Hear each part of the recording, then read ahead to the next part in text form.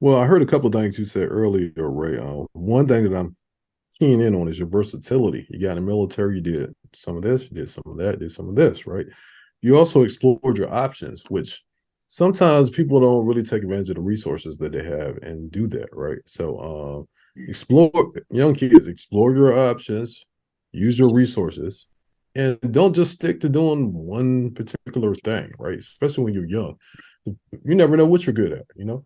So, like Ray will talk a little bit later about how, after his military career, he got into something else. And he's a pretty known subject matter expert in it. That's why he's on the show. That's why he's the national advisor of, I ain't even gonna give it away, but he's on the national advisory board for the National Engineering League.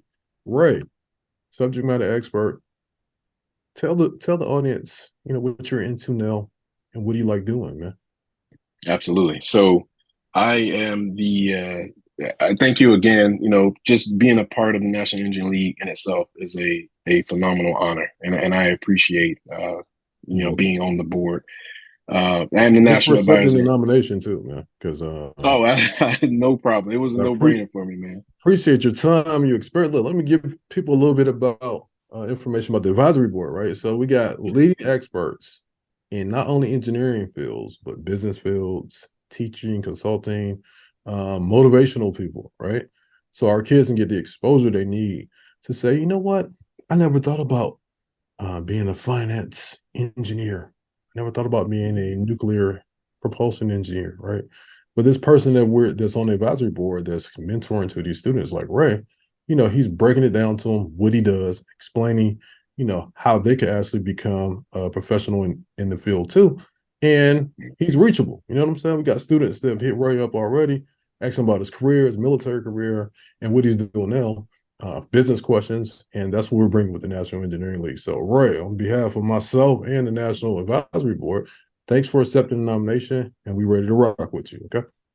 Yes, sir. Thank you, man. Okay. So I was brought onto the board as the national advisor of digital currency, and that's what we're going to spend a little bit of time talking about today. And it's crypto, and there's also a little more to digital currency than just crypto. But I am a subject matter expert in that field in particular. I I kind of got into crypto, digital assets.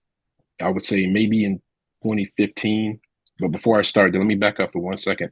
While I was still in the military, I kind of became sort of a financial mentor for a lot of the younger guys. Right. Okay. I've been investing in the stock market since about 2014. I day trade.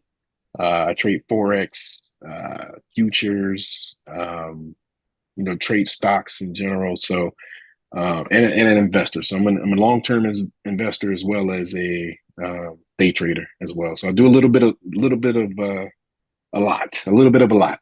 I got my hands in a lot of baskets, but that goes back to not depending on one stream of income. You want to be versatile and you want to spread yourself out, so to speak, when it comes to a lot of these things. But my background as far as the digital currency goes in crypto, I've been around for a while with, uh, when it comes to the digital currency. I was introduced to Bitcoin first, I would say in 2015.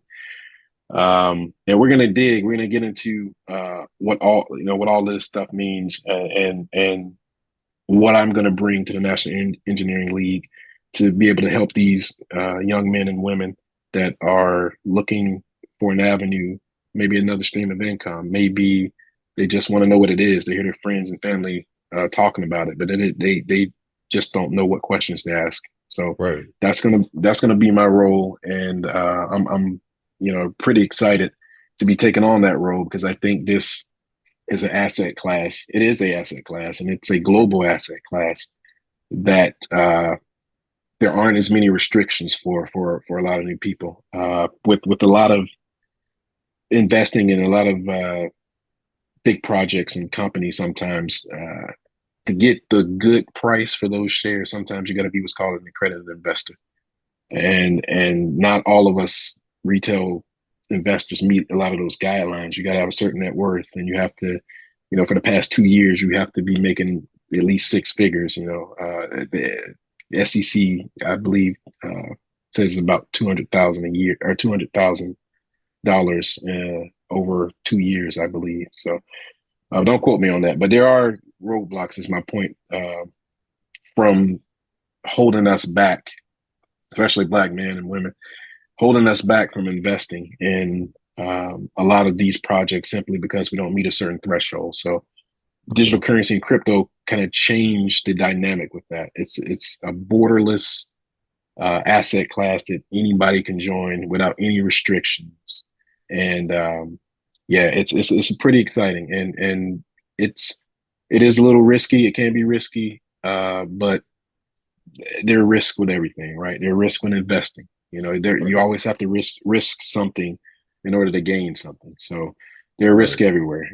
So, but I'm going to definitely try my best to navigate anybody, any questions anybody may have, and yeah, we're gonna keep it moving, man.